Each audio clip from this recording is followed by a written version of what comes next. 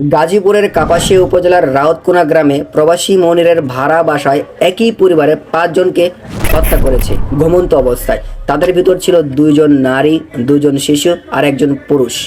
আমার এই সোনার বাংলাদেশ কোন পথে এগোচ্ছে? আমার এই সোনার বাংলাদেশের লাস্ট ডেস্টিনেশন কোথায়?